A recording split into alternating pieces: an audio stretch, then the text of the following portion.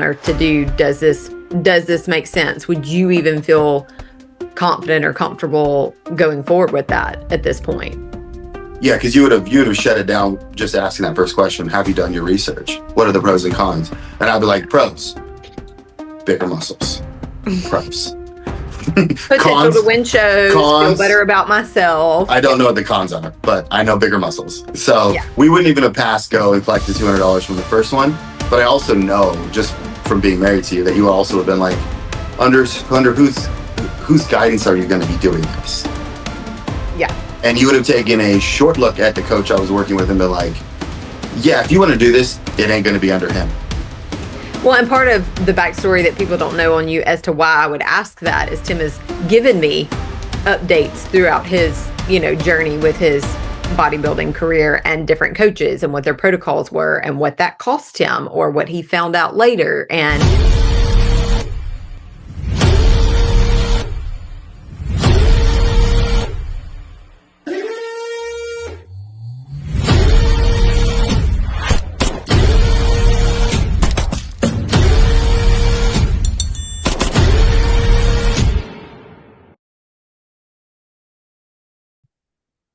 All right, you guys, welcome to the newest and lightest episode of Ask a Christian Strength Coach featuring your girl, Cece, my beautiful wife. I'm doing this totally for views, guys. She gets a lot more views than I do. Like, look at that face versus my face. There's a clear reason why views are higher when she's on the camera. But in all seriousness, this is going to be a little different of an episode today. And I wanted her on this episode to offer the spouse point of view on this topic, as well as just probably having like a peek behind the curtain of how this topic plays out into a marriage and with couples.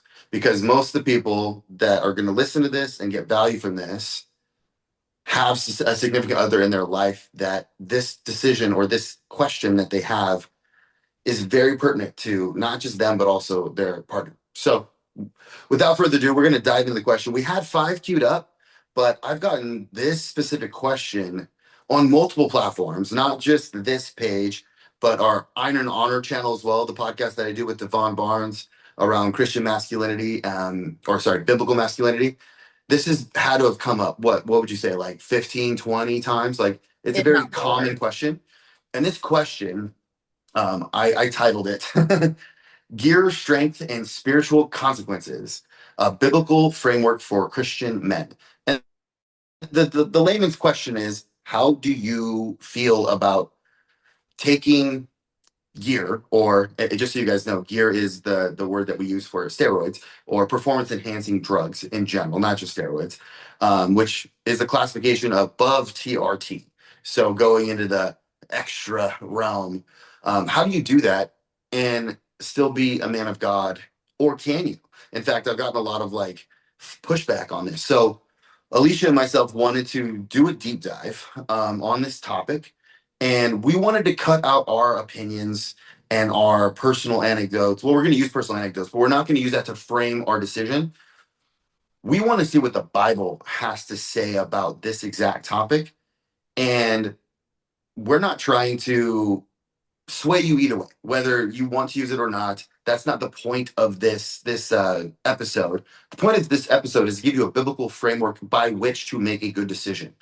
So my hope and Alicia's hope is by the end of this episode, you are able to, whatever situation you're in, be able to work through a biblical checklist to understand whether or not it is right or wrong for you to use performance enhancing drugs. What do you think about this, babe? This is a pretty heavy topic. I think the biggest thing is just for people to understand our heart in this, because it is something that was not around in biblical times, but it's applicable to so many other things that also were not around in biblical times. It's like, okay, when you run across something that you're not sure what to do, where do you go? Well, Yeah. you want to go to the word. You want to go to the only truth that we actually know. And then we'll talk a little bit later about this, but even the people around you that are influencing that decision, that you may or may not reach out to. But Yeah. No, I love it. I love it. So to kind of opening things up, I really want to set the tone for this episode. First and foremost, this is not medical advice. Neither Alicia or myself are doctors, and we definitely don't try to play one on the internet. So we're not giving you advice to or against the use of performance enhancing drugs. Second is we're not permitting nor condemning the use of anabolic steroids, growth hormone, peptides, etc. All we're simply doing is giving you a biblical decision-making framework by which to operate your own life. And I think the main verse. So we're gonna really pull from the Bible on this whole entire thing because that's the easiest way for us to be cut and dry with our decisions and our opinions. But the main verse that stands out to me, that is, I'm going to use this as kind of the anchor verse for our entire conversation here today. It's from 1 Samuel chapter 16, verse 7. And if you see me looking over here, it's because I have a bunch of notes because I don't have all of these verses memorized. But in that verse, it says, man looks on the outward appearance, but the Lord looks on the heart. So in reality, the question isn't, are steroids sinful? It's who's the master of that decision? Like, um, the Lord looks on the heart of man. So really it's about what your heart is doing around this decision, not necessarily around the decision itself. So before we dive into the first point, do you have anything to add to that anchor verse, or not add to the verse, but any of your interpretations that you want to lay out before we dive in? The only thing I would say is it really made, when I started implementing this in my own life, it makes things super black and white. And when I cut out the opinions of others and I thought only of the opinion of the Father, it makes decision making a whole lot more simple. So Yeah. that's the only And thing I that, would and say. that's the only way we can approach these topics that, like you said, steroids didn't exist when the Bible was written in any form. And we're So human and we can all we can justify. We can self-justify any decision that we want to make. You and I yes, we included can. in that. Yes, we can. We absolutely can. I mean, there's plenty of examples of that. Well, So I do you want think to that just lead us into our first point of conversation around this? yes, the Bible is not anti-strength or physical excellence. So they're not against it. I think a lot of times, and the problem with this is the era that we came up in the church, it really took masculinity away from men and glorified you had to be a khaki polo wearing wuss, more or less, to be a biblical man. So you want to speak into that, or you want me to read the verse that we want to cover on that first? Let's pause and speak into what you just said, because you just uncovered a landmine, babe. Like you We just didn't even uncovered a talk about landmine. that in the pre, but it just I'm came to my getting heart. Joby Martin vibes going on over here. So yeah, I do think that, and there's many ways we can talk about this, but the main, I guess, word or phrase that's been used to describe, especially Christianity in the church within the late, like the 1990s, all the way up until honestly not too dang long ago, was the feminism of the secular church, or of the church itself. And what that looks like is we're actually kind of shown, this is cultural, this is not biblical. It's better to be nice than to be, like, being nice is part of being Christian, right? Being soft, being passive, being agreeable is been shown to be synonymous with being a Christian, when we don't see that in the Bible at all. In fact, we see the like, exact opposite of that. Like, even the way that they portray Jesus is way more emphasis on the lamb and less of the lion. And we know that Jesus was the lamb and the lion. He was tough and tender at the same time, which is the exact perfect example of what it means to be a man of Christ. Is tough for, and I'm going to explain that. Tough for those that you love, and that those that you have been entrusted with. We're tough for them, but we're also tender with them. And as a man, as you walk into a church, especially late 1990s and early 2000s, they're almost like asking you to check your testicles at the door. And you have to choose between being tough or being a Christian. And most guys, if they're given that choice, especially non believing guys, when they're introduced to the church, they're probably going to choose tough over being a Christian. When in reality, that's not what God's calling us to be at all. In fact, he wants us to be strong. He wants us to be capable. He wants us to be physically formidable so we can protect and provide for those that he's entrusted to us. So we can make an entire episode on that by itself. There's I was gonna plenty. say, let's get right before we get to Yeah. the verse, though. I did want to just, and another reason why today's men are struggling with this is because they were born in the era of that being church men. And so it's complete opposite. And most people have come across extreme judgment when it comes to, anything of this Yeah. nature. But we want to cover 1 Corinthians 9:24-27 as it relates to this point. Just discipline, training, self-control. So, do you not know that in a race, all the runners run, but only one receives the prize? So run that you may obtain it. Every athlete exercises self control in all things. They do it to receive a perishable wreath, but we an imperishable. So I do not run aimlessly. I do not box as one beating the air, but I discipline my body and keep it under control, lest after preaching to others, I myself should be disqualified. So it's more or less saying you want to lead from the front.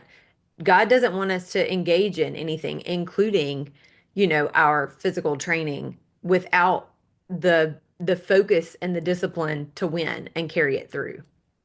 Yeah, what word that brings up inside my head is one that's a common thread with faith in general, but specifically to biblical masculinity, and that word is intention. So if you're running aimlessly, if you're boxing as if boxing in the air, that's unintentional. There's no outcome to be desired, and that's honestly why I don't use the word I work out. I actually use the phrase I train because my training is very intentional. There is an objective every single time I go into the gym. But that's how we as men should govern our entire life. And I say men, but really everybody that's listening to this, I know that we're speaking to men, but this is really applicable to both genders. Let's be honest. Like women need to be just as intentional as men. We might just have different frameworks by which to be intentional or different callings, if you will. In fact, in Proverbs 31, verse 17, which is one of my favorite verses for my wife because she's got them guns. It says she dresses herself with strength and makes her arms strong.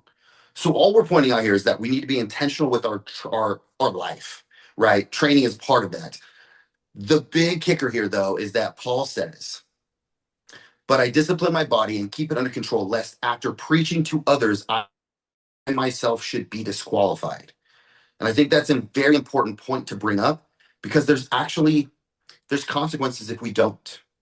And this is not, I understand Paul's not just speaking to physical prowess here. He's speaking to all things. If he is not, like, let's just pretend I'm telling guys to be strong, act like men, be watchful, do everything you do in love, and I'm preaching out there, doing my thing, but behind closed doors, I'm treating my wife terribly. I'm not checking in with her. I'm letting myself get soft, lazy, and passive. I'm lying, is what I'm doing. I'm lying. And this is why Paul says, lest I should be disqualified. So he's making sure that he's leading from the front, doing all the things that he's telling his other disciples and listeners to do. He's making sure that he's doing it first. So I think this is definitely a multi-fold, like it's more than just strength, but strength is included. So we cannot like exclude that from the conversation because he uses that as the actual analogy is running and boxing, right? Right. Yeah. And I think we've covered all the other points already on this, other than, just the focal point, which is the issue is not strength. There's nothing against strength.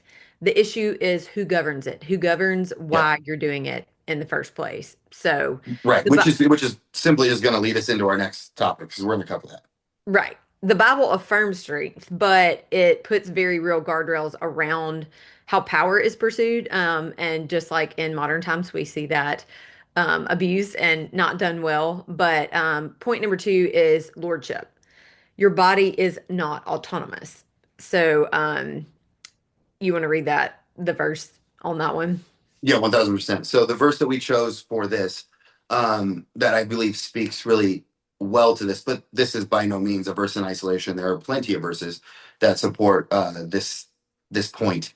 Is it comes from 1 Corinthians chapter 6, verses 19 and 20.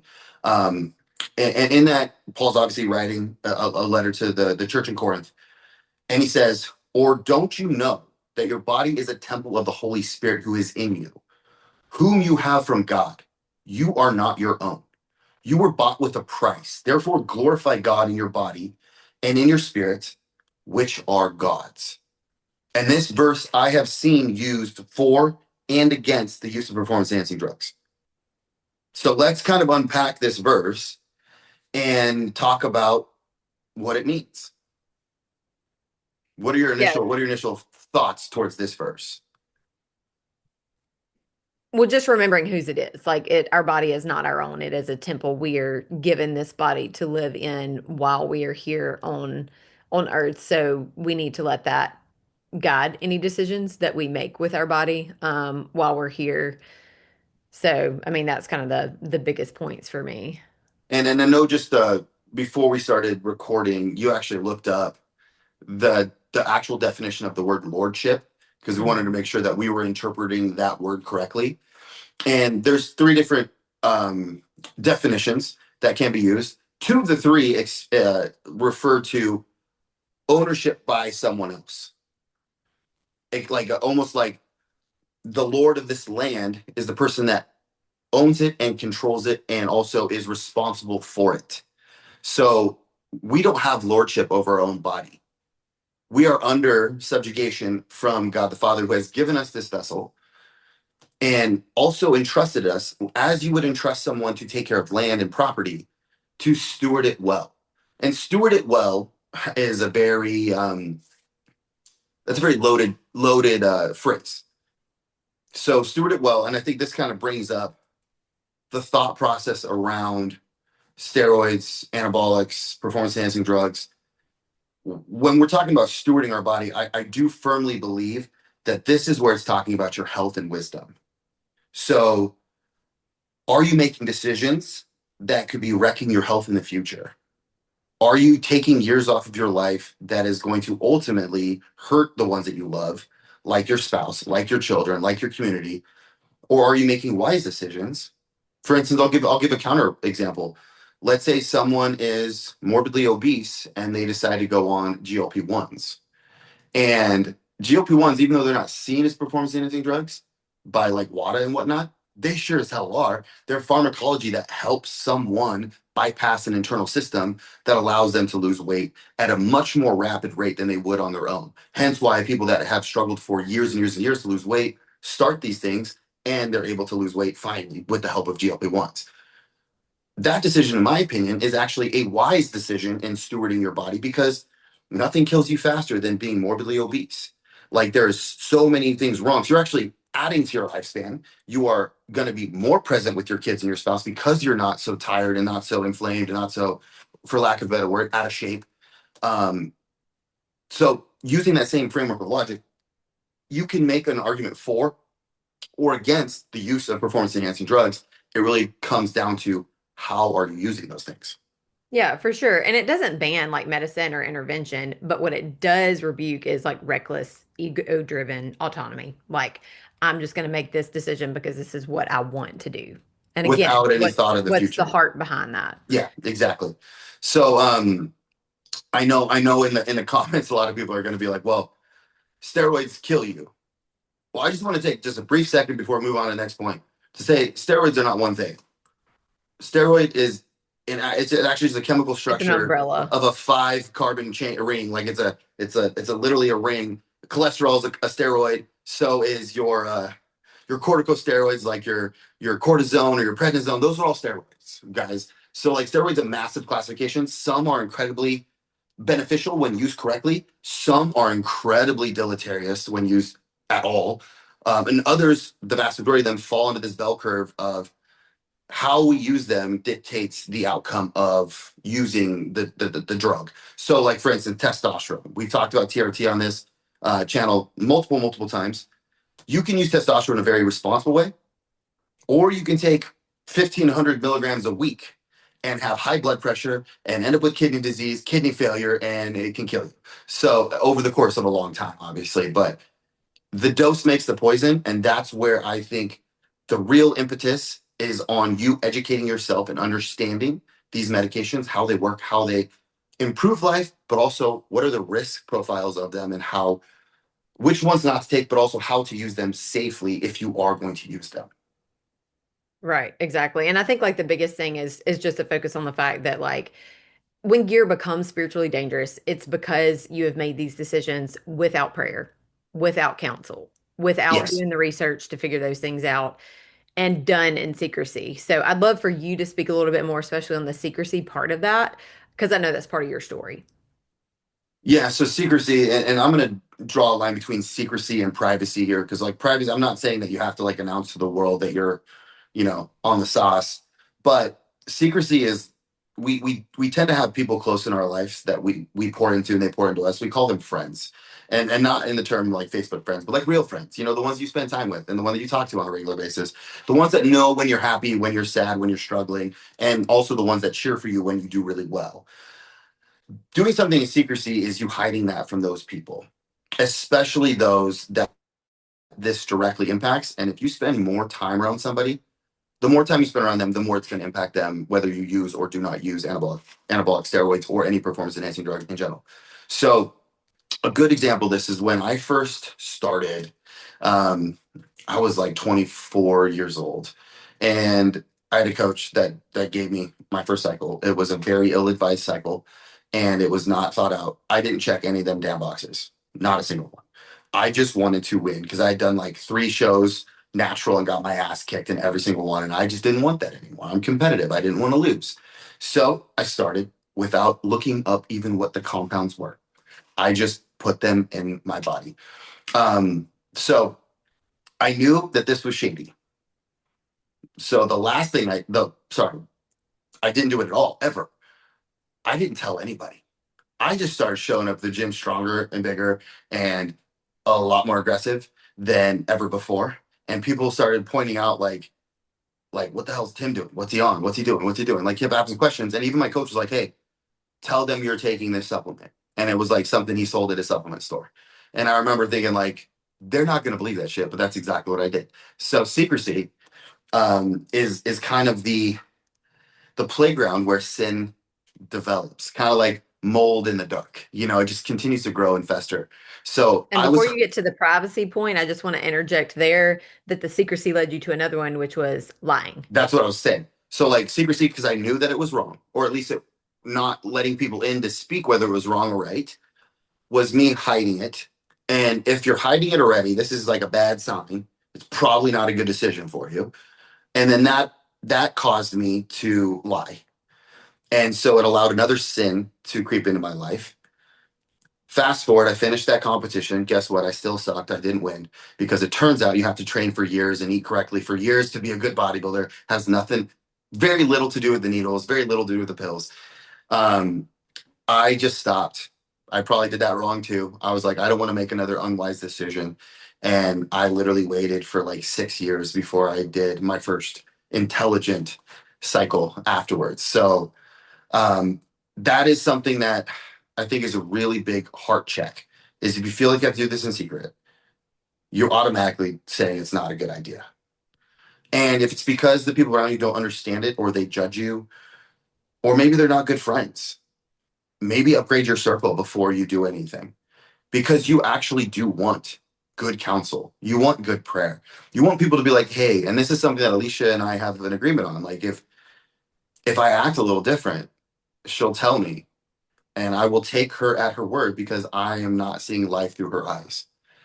And so having that feedback from her, and I honestly have a few people in my life that give me feedback that I take above my own feedback because that's the power that I've entrusted in them to speak into my life and give me good counsel. And you want to contrast that to just for a second before we move on to point number three on privacy versus your secrecy. Yeah, yeah. So privacy is just like you don't have to tell the world. Like it doesn't have to go on Instagram. It doesn't have to go on Facebook. It doesn't even have to go on YouTube. I mean, even though we're putting this on YouTube, I'm doing this to help other people walk through this framework. Privacy is much different than secrecy. Alicia and I have a lot of privacy. You guys don't see a lot of stuff that we do as a marital couple. A lot of conversations we have that are very private to us that married people should talk about and discuss. That doesn't need to be shared with everybody. Secrecy is when I keep something from her or from a good close brother of mine or my parents, like something like that. That would be secrecy. And it's generally done out of shame. Wouldn't you agree? Like it's done out of shame. Like I'm being secretive Absolutely. because I don't know how they're going to respond to this, and I don't want them to judge me. Right. For sure. So, I kind of want to transition from that. So, we were talking about lordship. So, once lordship is established, then your next question naturally is what your motive is. So, why do you actually want this? Is point number three. What's your motive? I think this is the center point of this argument here. Two or four. And remember, we're not trying to tell you guys whether you should or not. We're simply giving you a framework. This is where the heart check happens. So the key verse that we want to rely on within this topic comes from Proverbs, which, by the way, Solomon, pretty wise guy. So Proverbs 21, verse 2. Every way of man is right in his own eyes. Can I get an amen, guys? Have we all felt that way? But Yahweh, he weighs the hearts. And I think that this comes back to the simple crux of performance enhancing drugs, but also work, also your marriage, also your children, also enter anything that is a good thing that can turn into a God thing really fast. All has to do with your heart posture and what is your motive behind it. So the first thing I would say, and I'm going to speak to my own past experience, the same one I just laid out. Why did I start that cycle in the first place? Was it because I wanted validation for being a good bodybuilder? Was it because I didn't like being compared to men that were better than me at this endeavor? So thus I wanted to shorten the gap. I would call that insecurity. I didn't like the way I was coming across. I worked my butt off. I wanted to get the attaboys and the accolades the same as those guys did. But I would say neither one of those were done out of a very good motivation. Would you? No, not at all. No. If you were in my corner, what would you tell me if I was like, babe, I really want to do this? And I'm 24 years old. I've been training for like 5 years naturally. And you saw how hard I was working and all the diligence to the nutrition. What would you tell me? You probably don't want to know, but No, I my do. I do. first, I want as me to know, and I also want I'm the being viewers to know. facetious here, but my first is always going to be, well, what are all the pros and cons? Like, have you done your research on it? And Yeah. then without doing that, or once you had done that, then I would be like, weighing this out, knowing your walk, like what you're put here on earth to do. Does this make sense? Would you even feel confident or comfortable going forward with that at this point? Yeah, because you would have shut it down just asking that first question. Have you done your research? What are the pros and cons? And I'd be like, pros, bigger muscles. Pros. Potential to Cons, win shows, feel better cons. about myself. I Yeah. don't know what the cons are, but I know bigger muscles. So Yeah. we wouldn't even have passed go and collected $200 from the first one. But I also know just from being married to you that you also have been like, under whose guidance are you going to be doing this? Yeah. And you would have taken a short look at the coach I was working with and been like, yeah, if you want to do this, it ain't going to be under him. Well, and part of the backstory that people don't know on you as to why I would ask that is Tim has given me updates throughout his, journey with his bodybuilding career and different coaches and what their protocols were and what that cost him or what he found out later. And, I've been through one coaching cycle with him and there's things that even in this last coaching cycle that I actually like got onto him about because he didn't tell me at the time. I'm like, if you had shared that with me, then I would have told you X. Yeah, mind you, that wasn't around any It supplement had or nothing performance to do enhancing. with it It had was nothing around to do just the with relationship performance we in had. enhancing drugs. But Yeah, it had nothing to still, do with that. but But that's still, where your circle, whether it's a spouse, mhm. significant other, parents, or friends, are very important because in our human nature, as I said earlier, we like to self-justify the things that we think that we want, but it's helpful to have that outside pair of eyes that's not in our Agreed, head. agreed. And I know just from your heart, you would have been like, yeah, you would feel much better about the decision if I was under the stewardship or the discipleship or mentorship of someone that was very educated, very what's the right word? Cautious. That would And, take more. and who also had your best interest That's the biggest part. Yeah, that as that the wanted the priority. best for me long term. And let's be honest, guys.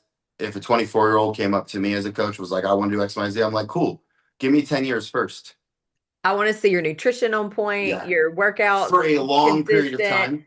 You need to get And the then we basics need right first. a reasonable like motive. Like, why? What the hell are you doing this in the first place? Like, why? If it's to win a bodybuilding show that you're never going to turn pro with, that you're never going to make an income, you're never going to like. There's no actual positive outcome from that other than you're bigger and stronger. Okay, we need to have this conversation a little bit more in depth because even with that, you would approach that much differently than you would approach if, like, let's say we were in Devon's shoes, who's gunning to win Mr. Olympia, right? That's a lot bigger difference than Mr. San Antonio that is gonna, pay $200 to do a show and get a little trophy at the end of it, and that's it. He actually is out. He loses money on that exchange. So there's a literally a fiscal conversation as well as a stewardship of your health conversation that needs to ensue. And I would argue the person that's just doing it for the NPC card, you shouldn't have to pull any of the levers, or at least not the big ones, to step on stage as an amateur. Because for Yeah. what? For what? What's the outcome? The end goal. It's not very big.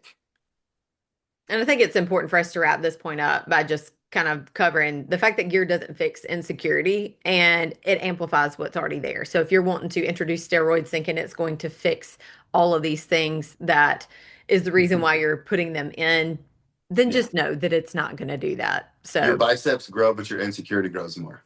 yeah, yeah. So even with good motives, scripture presses us on the self-control part of this. So point Yes. number 4 is that self-control, mastery versus dependency, and how that plays into this decision. So the key verse on this one is 1 Corinthians 6:12. All things are lawful for me, but not all things are beneficial. All things are lawful for me, but I will not be bought under the power of anything or brought under the power of anything. Yeah. So this verse, again, it's a multi-faceted verse. It's not just speaking around obviously performance enhancing drugs. He's speaking about all things. What he's talking about is serving two masters. Is idolatry is really where this verse is going to.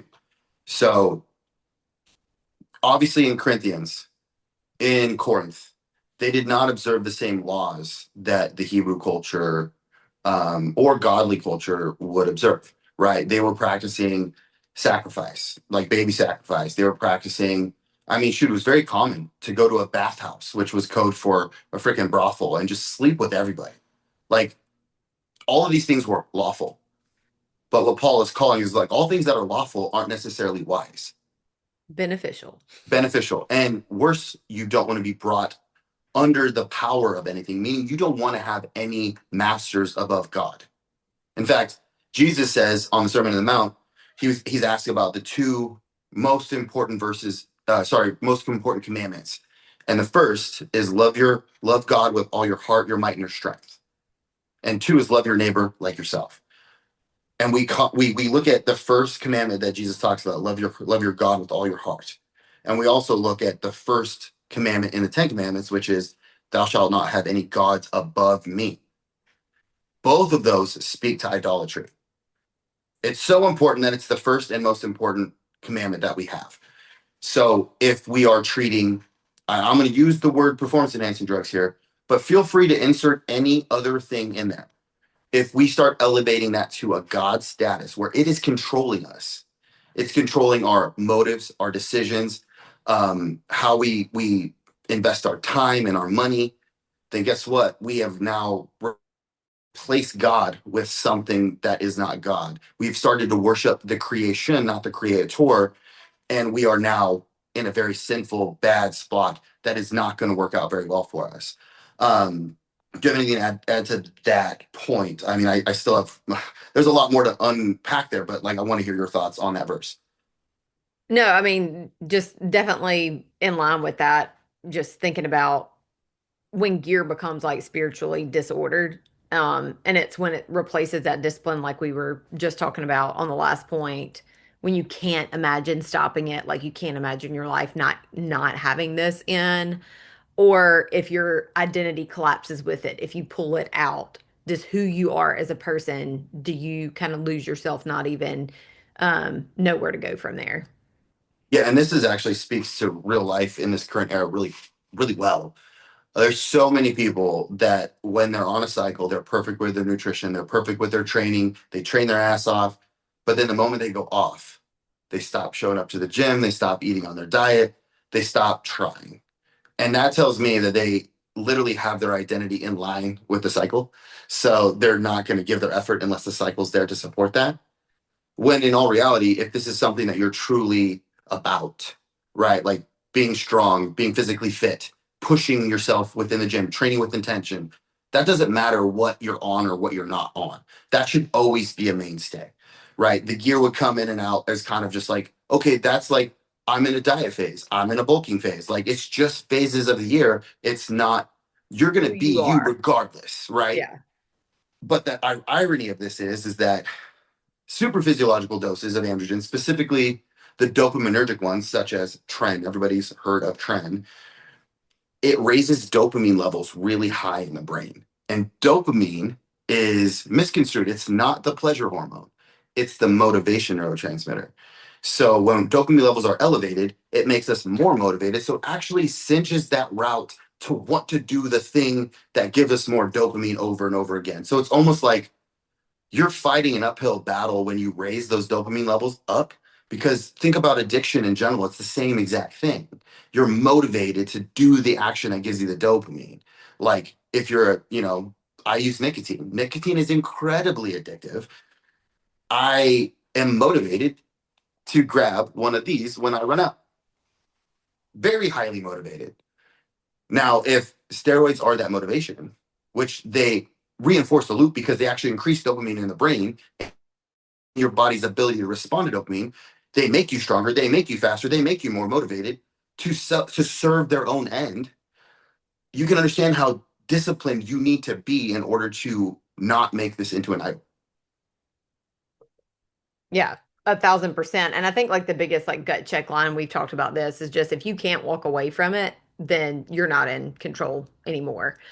So anytime anything, substance Yeah. or otherwise steps, relationship, whatever steps in that place, Yeah. then you're not in control. So scripture also speaks clearly about wisdom and stewardship of consequences. So our point number 5 is actually wisdom and physical stewardship as it relates to this. Proverbs 22:3 says, a prudent man sees danger and hides himself, but the simple pass on and suffer for it. Yeah, I mean, I don't think that needs a hell of a lot of reading into. It's pretty prudent, a wise man. There we go. That we'll just define prudent. Sees danger and hides himself. But the simple man or simple pass on and suffer for it.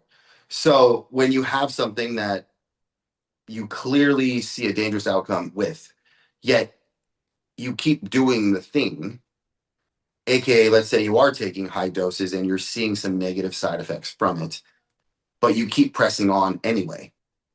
First of all, the only reason you do that is because that thing's your God and your identity is totally underneath that. But if you keep going on with knowing that this is probably dangerous, number one, you're stupid. Like you're not prudent. You're literally, the Bible says, simple. It's another way of saying stupid. And you are going to suffer for it. So this is literally just about as pragmatic as it gets. Like, have wisdom, know what you're doing. Alicia said the first question you would ask me is, what are the pros and cons?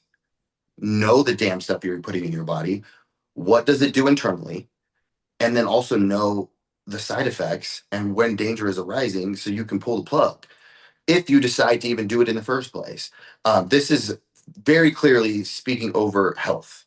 So, really easy point to make here is if you are going to use any of these substances in any capacity, even TRT, make sure to get routine blood work. And blood work should be done, and I'm just going to say it, at least 2 times a year, if not 3 to 4 times a year. So you can have a good idea of what's actually going on under the hood. So that way you can make informed, healthy decisions around your choices of supplements or your decisions on dosing and things of that nature. So that's, I think that one's pretty straightforward when it comes to like wisdom with physical health and stewardship. Yeah, you definitely have to keep on top of no matter where you are in your health. That's why we like to do these Ask Us a Christian Strength Coach episodes, is it gives you guys the opportunity to ask those questions. And we just pray that it always adds value to your journey and gives you some things to think about and implement that are gonna make life better in that regard. So I'd love for you to talk a little bit more in line with that, that ignoring health markers is not faith, and then risking long-term ability just to lead, provide, and serve is not biblical courage. No, I think it's stupidity is what it is. If you're driving your vehicle and you have a, we do this all the time, a check engine light that comes on, and you don't know what it is, you should probably get a diagnostic done because you could keep driving that damn thing and it could break down in the middle of West Texas, freaking country away from the nearest gas station, and you're screwed. And especially if you're with your family, you're not just screwed, they're screwed too. And so when it comes to your health markers, it's very much like the check engine light. You get your blood markers, checked, a flag goes up, look into it, address the flag, and that flag might be something that says, "Hey, bro, this isn't for you." Like, I'll give a couple examples of things that I would see as clear red flags that would cause me to stop even trying to be large in general. And that would be number one, if my kidney values started to get very like sub adequate, not even poor, but just sub adequate. So we look at a number called the EGFR, which is your glomerular filtration rate, which effectively just tells us like the functionality of the kidney itself. And I know it's not a perfect metric, but if I'm used to sitting in the 85 to 92 range and all of a sudden I drop to 65, holy crap, like that is the same as like you've got a big check engine light going on, the red alarms going off. You need to stop what you're doing immediately, go get fix the problem, and probably not go back in the same direction. Another one would be if my blood pressure was creeping up. So like if I'm normally sitting at like 115 over like 75, and all of a sudden I go up to like 145 over 85, and then I may creep up to like 150 over 90. Okay, that's a big red flag because blood pressure is directly correlated to the kidneys. Like you start pumping more blood pressure, the kidneys are going to fail at a certain point, and your health is going to fail pretty quickly afterwards. So those are the couple that I would look at. The third one would be your imaging that you get like annually or biannually around your calcium score within your heart. So we want to make sure no plaque is building up on the heart arterioles. Like you don't want you don't want plaque to build up on the inside of your arteries because that's where heart attacks come from. We look for the major things that kill big athletes, whether it's powerlifters, bodybuilders, strongman, etc., even big football players. It's going to be kidney disease and it's going to be heart disease. Those are the two things. So, like, we need to pay attention to those. If you go through that knowing that you have a problem and you keep going through that, like to quote Joby Martin, you're just too stupid to talk to. I love the JB references on that. And that's really good. I'm glad that you brought those up because that allows people some good wisdom, some markers, something applicable that they can look at in their own journey as far as like, hey, is this a good idea or not? Because we are the stewards of our physical body. So that kind of leads us into our next point, actually, that there's like this honesty piece with scripture. That it doesn't let us ignore. So, truthfulness and influence as it relates to this topic. So, Ephesians 4:25 says, therefore, putting away falsehood, speak truth, each one with his neighbor, for we are members of one another. I love this verse because, again, it's applicable across the board. But this speaks to the fact that you don't exist in a vacuum. Like, my decisions directly impact you. Your decision directly impact me. In fact, our direct decisions impact a lot of people. Think about all the clients that we serve. If you are being dishonest, whether it's with yourself or with your partner, like let's say I did have a health issue going on and I was not sharing that with you. I'm not letting you in. That's again falling into secrecy, right? And something bad happens. Not only are you going to suffer because your husband now is incapacitated in some way, shape, or form, financially, there's going to be a burden with fixing that problem, or he might die, right? Which is a huge burden. And or But you can no longer work and like can do I have the capacity to cover the whole household and also take yes, care of you? There's a lot of things that come with that. yeah.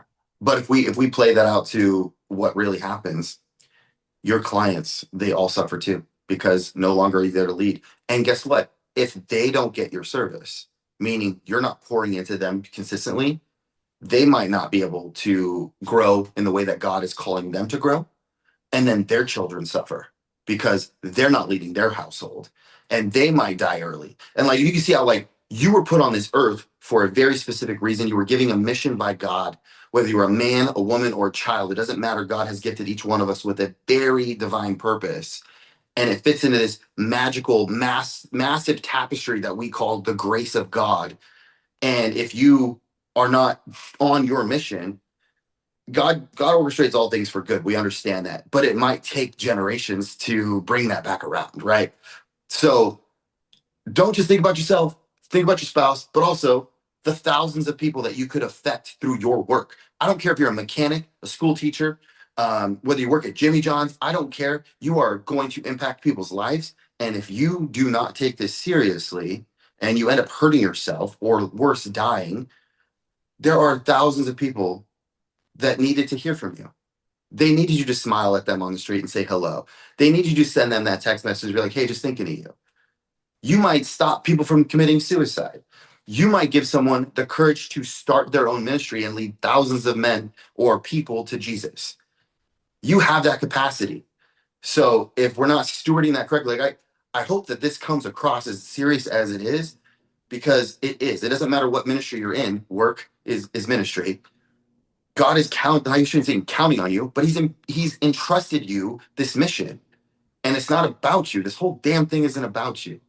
It's about everybody that God's entrusted with you. Absolutely. And we're put here, for a specific purpose. And I think that really like leads us into our next point, which is the deepest and most dangerous one, which is identity. So, identity and idolatry as it relates to, and again, remember, insert anything. We're speaking on, steroids specifically on this episode, but it could be, anything else. And First John 5:21, it says, little children, keep yourselves from idols. So, anything that can become a source of your worth we can make an idol. And we've all Mhm. done that at some point in our lives. So I think that's why it's easy for people to kind of resonate with that. And we addressed it really early on in the podcast as well, but we'd love to hear more of your thoughts on that. Yeah, I mean, it is kind of like the summating point for a reason because it encapsulates who you are, right? Like your identity is not found in your physical prowess. It's not found in your accolades, your athletic performance, or your freaking total on the platform, or how many medals you've gotten. That's not what measures your identity. It's not found in your promotions at work. It's not even found in your marriage. Your identity is found in Christ. You are first and foremost adopted and loved by God Almighty. He purchased you at a price, and dare I say, a great price, with the blood of his only son. That's how he purchased you. FYI, it wasn't cheap. It wasn't cheap at all. It cost a lot of blood and a lot of pain and a lot of misery. So that's who you are first and foremost. And if you get that muddled, everything else is jacked. Like you have to have that first. And this is one of the things that I'm talking with a hell of a lot of confidence right now and a hell of a lot of like conviction. But if I'm being honest, this is something that we all struggle with the most. And if you look at First John, notice he says, "Little children, keep yourself from idols." This is something that we do from the time we're young. And honestly, a lot of times we are spiritual infants. We fall back into childish things, childish ways of thinking. Paul says, "When I was a boy, I ate like a boy, I talked like a boy." But then there was a time where I had to put boyish things away and start talking like a man. Obviously, I'm paraphrasing here, and acting like a man. So, boys, put away your idols. If you are to make this decision, and we're going to walk you through a pretty good framework as far as like a checklist to go through. But the first thing to reconcile is who you are, and that is a son or a daughter of Christ. And also, I just feel convicted right now just to say this. If you don't know if you belong to Jesus or not, but if there's something inside you that said, hey, when he died, that counted for me too, send us a message. We'll talk you through it. Like God wants you as his child too. So you want to dive into the checklist and kind of finish up this episode? Yeah, I can definitely do that. And I'm glad that you made that point because I think that so many times we disqualify ourselves, including from the love of Christ. So it doesn't matter when and where that resonates with somebody, but knowing that you are worth that because depending on how you were brought up, trauma that you may have had in your life, whether it was upbringing, it was some kind of relationship that you've had before, there's plenty of us that for long periods of time in our life, if not forever, have thought we were not worthy. So I'm really glad that you made that point. So I think one of the biggest things to think of is if removing any of these things that we're idolizing would remove your sense of worth, then it owns you. And just like with anything else, just admitting that to begin with is the hardest part. But then once you admit that, or once you recognize that, then you can take steps. So, this is just kind of a checklist of things that you can go through if you yourself are trying to make a decision in this matter. Is number one, lordship. Have I truly submitted this to God? Have I prayed over this? Number two is motive or clarity. Can I explain why without ego or comparison? Number three would be accountability. Is at least one godly man aware of my, considering this, my decision, etc.?